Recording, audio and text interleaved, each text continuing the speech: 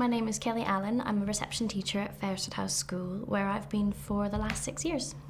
The job involves obviously taking the children when they come in, at some of them just past 3 years old, and hopefully by the end of the year producing some children who can read and write and do all their math sums and just be really individual, competent children.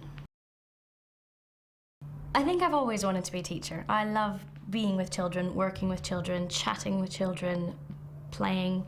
It was always going to be between being a teacher or being a doctor, and a doctor took 8 years at university and a teacher didn't. So I decided to be a teacher. I was born in Calgary, Canada, and I went for 5 years to university in Calgary. Took the Bachelor of Education degree, working a couple of jobs while I was doing it to make sure that I could come out without any student loans, and taught in Calgary for a year, and then came to England, which was supposed to be for a year, and it ended up being 8 years now.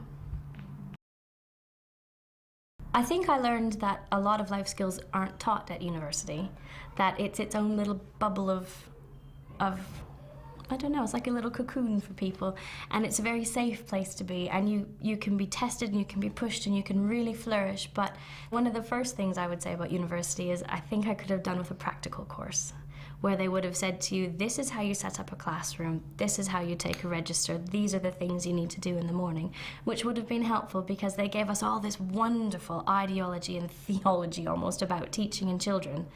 And then they put you in a classroom and say, now go. And we all went, and do what?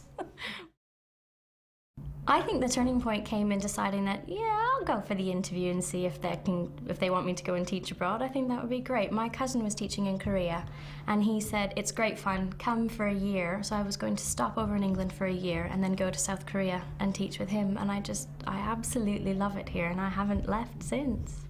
Getting on that airplane was probably the hardest thing that I'd have to do. I've left my family, my friends. I didn't know anyone in England, and I just decided to go for it. I wanted to travel, I wanted to see things, and to work and travel would be the only way that I could have afforded to do it. And teaching is the excellent job for that. You work very, very hard during teaching time, but then you have all the holidays that you can go and see the rest of the world, really. It's a very transferable skill as well. Everybody needs teachers everywhere in the world, and if you have a good degree behind you and a good letter of reference, then lots of doors are open for you.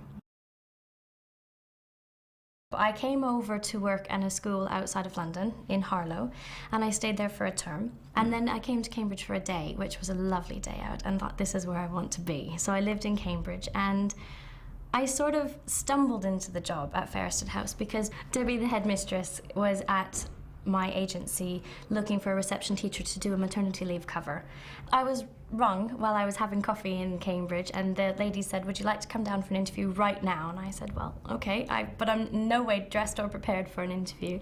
And she said, that's fine. And Debbie and I just sat, the headmistress, sat and chatted for about half an hour, and she said, I'd love for you to come and work. And I just stayed. I spend my whole day talking.